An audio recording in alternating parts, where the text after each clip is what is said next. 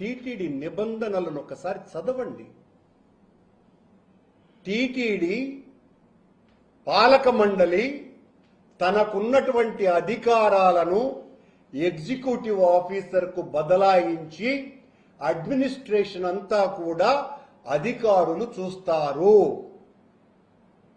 అధికారులు మరి ఎగ్జిక్యూటివ్ ఆఫీసర్ని కలవకుండా చైర్మన్ నెలలు ఎందుకు కలిసినారు? మీరు ఎలా అంటారు ఆ మాట? చైర్మన్కి ఏ రకమైనటువంటి సంబంధం ఉంది? ఎగ్జిక్యూటివ్ అథారిటీ అంతా కూడా అధికారులదైనప్పుడు అక్కడ మా ప్రభుత్వంలో ఉన్నటువంటి సుబ్బారెడ్డి గారి మీద నింద వేయాలని చూశారు. ఇప్పుడు ప్రత్యేకంగా విచారణ చేయిస్తాము, మా దృష్టిలో వీళ్ళు నేరస్తులే, అయినా మేము చాలా జాగ్రత్తగా వెంకటేశ్వర స్వామి మీద ఉన్నటువంటి భక్తితో ఏ రకమైనటువంటి ఇబ్బందులు లేకుండా విచారిస్తాము. ఏంది ఏ రకమైనటువంటి ఇబ్బందులు లేకుండా విచారించేది? నేరస్తులైతే ఎవరినైనా కూడా తీవ్రంగా శిక్షించమనే కదా మేము మొదటి నుంచి అడుగుతున్నాం. సిబిఐ లాంటి ఉన్నతోన్నతమైనటువంటి సంస్థే మేము నిర్దోషులము, మాకు సంబంధం లేదు అన్నటువంటి విషయాన్ని నిర్ధారించిన తర్వాత అధికారులు, కొద్దిమంది అధికారులు, సరఫరాదారులు ఈ టెక్నికల్ కమిటీ కుమ్మక్కై ఈ ద్రోహానికి పాల్పడ్డారు అని తమ నివేదికలో పేర్కొన్న తర్వాత మా వాళ్లను దోషులుగా చేయడానికే మీ ప్రయత్నం ఏంటి? నిన్న పవన్ కళ్యాణ్ గారు ఏం మాట్లాడతారు?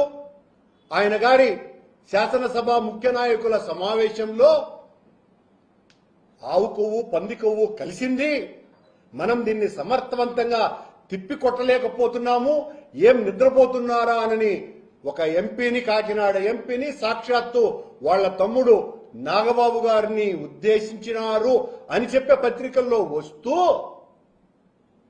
సిబిఐ తన నివేదికలో భక్తుల మనోభావాలు ఎక్కడ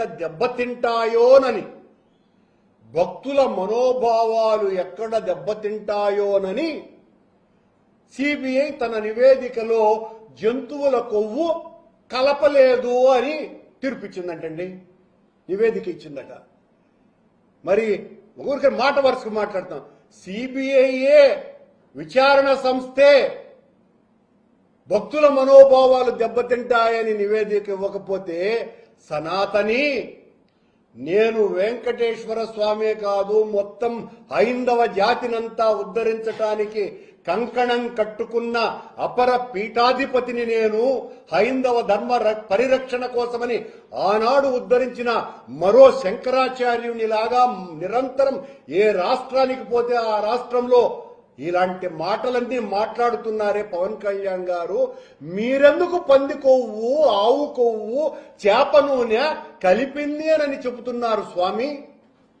ఓ పీఠాధిపతి వర్యా, ఒక అధికారే చెప్పలేదంటున్నారే.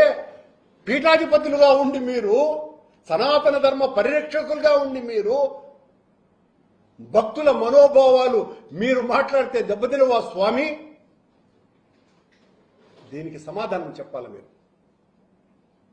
మేం తప్పు చేయలేదు కాబట్టే ఇప్పటికీ ఛాలెంజ్గా విసిరి మాట్లాడుతున్నాం. తప్పంతా మీదే. మీరు అనవసరంగా ఆనాడు జంతువుల కొవ్వు పంది కొవ్వు కలిసిందని మాట్లాడి దాన్ని వెనక్కి తిరుగు తీసుకోవడానికి ఇష్టం లేకపోవటంతో మిమ్మల్ని సమర్థించటానికి తెలుగుదేశం పార్టీలో ఉన్నటువంటి నాయకులంతా ముప్పు తిప్పలు పడుతూ వాళ్ళకెవ్వరికీ కూడా విషయాల పట్ల అవగాహన లేకుండా, అవగాహన రాహిత్యంతో, కాకపోతే మిమ్మల్ని మోసేటువంటి వాళ్ళు పత్రికలు, ప్రసార మాధ్యమాలు పెద్ద ఎత్తున ఉన్నాయి కాబట్టి విచారణ సంస్థ విచారించేంత వరకు మమ్మల్ని పిలిస్తే కరుణాకర్ రెడ్డి పోతున్నాడు, జ్వరం కాసింది, చెమటలు గక్కినాడు. ధర్మారెడ్డి పోయినాడు, అప్రూవర్ అయిపోయినాడు. సుబ్బారెడ్డి పోయినాడు, ఆ చెమట బయటికి వచ్చింది, కారుతున్నటువంటి చెమట బయటికి భయంతో. ఇన్ని రకాలుగా ఆనాడు ఆ సంస్థ యొక్క గొప్పతనాన్ని గురించి, సిబిఐ యొక్క గొప్పతనాన్ని గురించి పెద్ద చిలవలు పలవలుగా రాసినటువంటి మీరు వాళ్ళ నివేదిక సమర్పించిన తరువాత ఏమిటి సిబిఐ, ఏమిటి సిట్టు, వీళ్లను కూడా మేనేజ్ చేసేసింది వైసీపీ.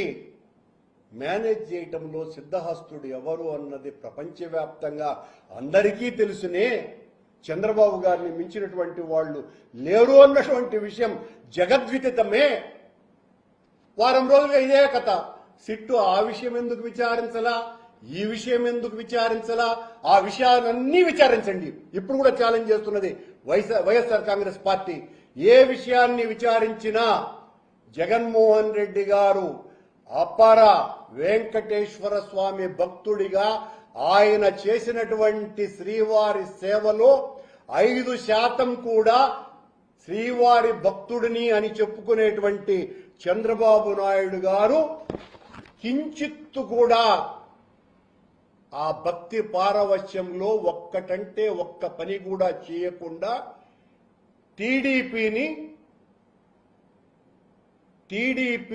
టీటీడీకి అనుబంధ సంస్థగా మార్చివేశారు.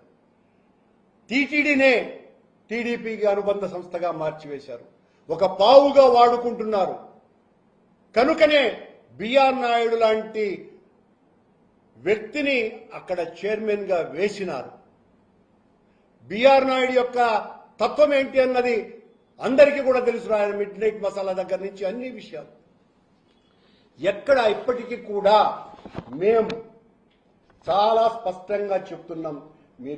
మీకు విచారణ సిబిఐ ఇచ్చినటువంటి నివేదిక మీద విచారణ చేసేటువంటి అధికారం మీది కాదు, కోర్టుది. కోర్టు ఇస్తుంది ఏం చెయ్యాలా అన్నది. కానీ మీరే నేరస్తులు ఎవరు అనేది గుర్తించినారంట. వీళ్ళు నేరస్తులని చెప్పేస్తున్నారు. పలానా వాళ్ళు ఈ రకమైనటువంటి తీర్పులు ఇచ్చి ఇంకా కన్ఫ్యూజన్ చేసేటువంటి ప్రయత్నం మానుకుంటే మంచిది. ఇదిగో మీ హయాంలో మీరు లడ్డూకు పాత పద్మనాభానికి ఎన్టీ రామారావు వేషం వేయటానికి ఎంతగా మేకప్ వేయాలనో మీ హయాంలో తయారు చేసినటువంటి లడ్డూలకు రుచిని వాసనను కల్పించటానికి రోజుకు 975 కేజీల ఫ్లేవర్డ్ ఎన్హాన్స్డ్ ఫ్లేవర్ ఆఫ్ కౌఘీని కొన్నది మీరు. నిజంగా అవన్నీ మంచి నెయ్యితో తయారయ్యుంటే ఇదెందుకండి ఈ ఫ్లేవర్? నాకు అర్థం కదా. ఎందుకు ఫ్లేవర్ చేయాలా, ఫ్లేవర్ ఇయ్యాలా? ఇదేమన్నా నేను తయారు చేసింది కాదే. టీటీడీ రెజల్యూషన్, చంద్రబాబు గారి టీటీడీ రెజల్యూషన్.